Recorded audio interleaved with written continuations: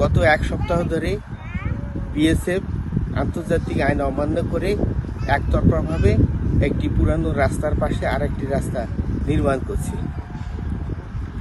এ নিয়ে গত কয়েকদিন ধরে একটা উত্তেজনা বিরাজ করছে। তারা যে একতরফাভাবে এই রাস্তাটা নির্মাণ করছে, এই নির্মাণ করার কারণে পরবর্তীতে গত শুক্রবার একটা পতাকা বৈঠক অনুষ্ঠিত হয় 934-এর 1S-এর মধ্যে, এবং সেখানে সমঝোতা হয় তারা আর কোনো কাজ করবে না।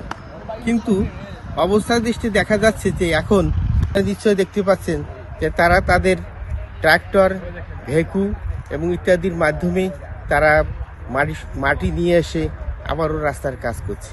পদ্মা সেতু, মেট্রো রেল এবং এলিভেটেড এক্সপ্রেসওয়ে নির্মাণের গর্বিত অংশীদার বসুন্ধরা সিমেন্ট। এর এই প্রেক্ষিতে আমরা স্থানীয়দের সাথে কথা বলে যতটুকু জানতে পেরেছি যে এই সীমান্তটার কাঁটাতারের বাইরের যে রাস্তাটা, এটা সেন্ট্রাল গভর্নমেন্টের একটা রাস্তা। এই রাস্তার পাশেই তারা আরেকটি রাস্তা নির্মাণ করছে এবং সেই রাস্তার পাশেই তারা দুই রাস্তার মাঝেই তারা দেওয়াল দিবে এবং ইলেকট্রিক পিলার তৈরি করবে। যৌথ মিটিং চলছে, বাংলাদেশ, ভারত, বিজেপি, বিএসএফ, পতাকা মিটিং। কাজ তো চলমান অবস্থায় আছে বটে, যাই কাজ ওই চলমান অবস্থায় আছে। স্যার এখন কি সিদ্ধান্ত নিল তা জানি না। কাজ করা অবস্থা আমার বিজেপি খবর পায়, ডেটার দিয়েছে, মিটিংয়ে কথা আছে 13 তারিখে আমাদের সিও পর্যায়ে মিটিং হবে। মিটিং উপর কর্মকর্তা দিয়ে বলে তোমরা কাজ করেন, তাহলে করেন, আপনারা কাজটা বন্ধ রাখেন। এরা মিটিংয়ে বলি গেল কাজ বন্ধ রাখবো, কিন্তু এখন দিনে আছে কাজ চলতেছে, ওরা বাধা মানতেছে না। এই যে এত বিজেপি, এত মানুষ, তারপরে ওরা মাটি ফেলা দিয়েছে, রাস্তার কাজ করতেই এসে ওরা কারো বাধা মানতেছে না, করতে পারবে না এবং রাস্তাটা চওড়াও করতে পারবে না। তো এতটুকু জিনিস আমরা একেবারে পয়েন্ট ব্ল্যাঙ্কে তাদেরকে জিজ্ঞাসা করেছি, আপনারা কি এই কাজগুলি করছেন কিনা। তারা বলছে এই সব কাজ আমরা করছি না। আমরা হচ্ছে কি যতটুকু রাস্তা যেখানে ভেঙে গিয়েছে আমরা করছি, এবং আপনারা চাইলে আমরা দেখতে পারেন। আমিও বলছি ঠিক আছে, তাহলে আমাদের জয়েন্ট, তাহলে বলছেন যে আপনারা একটা চিঠি লেখেন, আমরা যে জাস্ট যাবো, যাওয়ার পর হায়ার হেডকোয়ার্টারকে জানাই যত দ্রুত সম্ভব।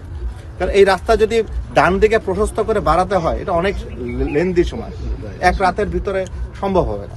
আমি ডাইরেক্ট কোশ্চেন তাদেরকে করেছি, আপনারা কি রাস্তা প্রশস্ত করেছেন? তারা বারবার বলছে যে তারা রাস্তা প্রশস্ত করার কোনো পরিকল্পনা নেই। 4 লেনের রাস্তা তো দূরের কথা, তাদের রাস্তা প্রশস্ত করার পরিকল্পনা নেই।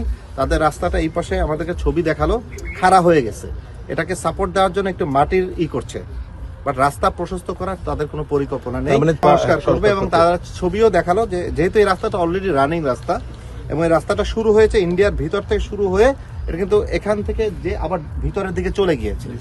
তো এই পার্টটুকু নিয়ে খালি সমস্যা, ওদিক থেকে তারা কনস্ট্রাকশন করে রাজ্য সরকারের বাজেট পে করতে করতে আসছে। বলছে রাস্তা, আমরা বলছি যে রাস্তা যাই হোক, প্রত্যেকটা রাস্তারই একটা মিলিটারি ভ্যালু আছে ট্রুপস মুভমেন্টের ক্ষেত্রে। তো আমাদের প্রত্যেকটা জিনিস আমাদেরকে অবগত করে করতে হবে। তারা স্বীকার করেছে, তারা অবগত করবেন আমাদেরকে। তারা প্রথমত চিঠি দিচ্ছে, আবার আমাদের এখানে যে তারা মাইনর ওয়ার্ক করছে, হেভি ইকুইপমেন্ট আনছে, সেটার জন্য একটা চিঠি দিচ্ছে। আর সেকেন্ড হচ্ছে কি, আমরা একটা চিঠি দিচ্ছি যে তারা যে কাজটা করছে সেই কাজটাকে আমাদের তদারকি একবার দেখার জন্য, একবার বা দুইবার আমাদের অফিসারদের সমন্বয় আমাদের জয়েন্ট সার্ভে টিম ওই পাশে যে এটা সত্যতা আমরা নিশ্চিত করব। স্থানীয়রা জানান যে দুই দেশের শূন্যরেখায় তারা নির্বিঘ্নে চলাচল করেন।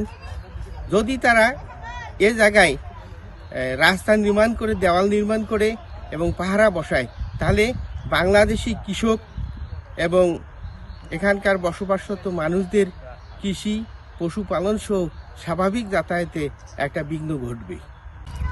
আমিনুল ইসলাম, বাংলাদেশ প্রতিদিন, ফুলবাড়ি, কুড়িগ্রাম।